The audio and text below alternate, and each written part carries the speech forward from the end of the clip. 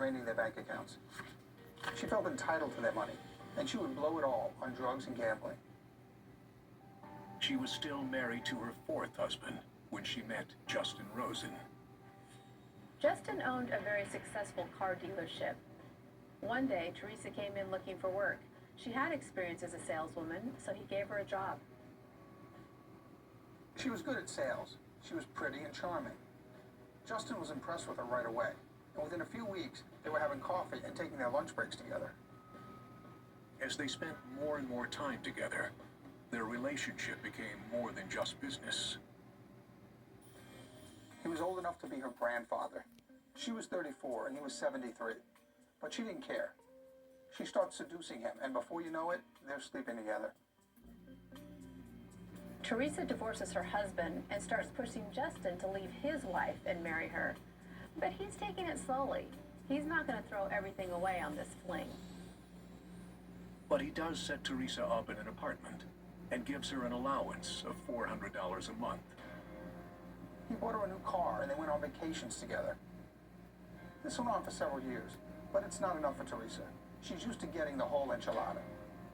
She wants everything and keeps pushing Justin to divorce. When he doesn't give in, she tries to blackmail him, tells him if he doesn't leave his wife that she'll expose their affair. At that point, he's done with her, tells her he does not want to see her anymore. But Teresa Perez isn't about to go quietly into the night. She starts stalking him, showing up at restaurants where he and his wife were eating. She would call him at all hours, leaving hate-filled messages on his phone. She'd delivered a package to his wife full of details about their affair and was threatening to tell his children, too, along with other people he cared about, if he terminated their relationship and stopped giving her money. Fearing for his safety, Justin's lawyer went to court and secured a temporary restraining order. But when the sheriff's deputies went to Teresa's apartment to serve the order, they thought that there was no one home. She calls a friend and tells her she's despondent over the breakup, that she's still in love with Justin despite everything that's going on. She also adds that she was going to do something desperate. Teresa Perez obtains a handgun, and after snorting several lines of cocaine mixed with alcohol, heads off to Justin's house, where his relationship nightmare has taken a dark and dangerous turn.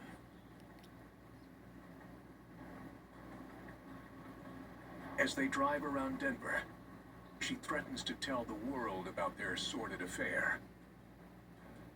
She tells him she's going to embarrass him in front of everyone. She threatens to shoot him, but says she won't kill him, because then she won't go to heaven. As they're driving, Justin realizes that they're passing the Denver Police Department. So he turns in and drives into an area where officers park their personal vehicles. He notices an officer standing by a vehicle and pulls up next to him. The man is Randy Yoder, who has just gotten off duty and is putting his equipment into his vehicle.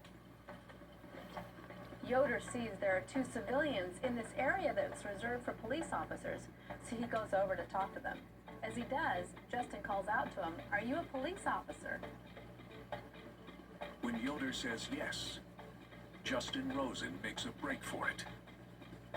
He flings open the door and hops out, running past Officer Yoder. As he does, Justin yells, "She's got a gun." Yoder just cannot believe what's happening. Coming up, Teresa Perez has decided that Justin Rosen can't live without her, and nothing and nobody will get in her way. Teresa Perez had reached the point of no return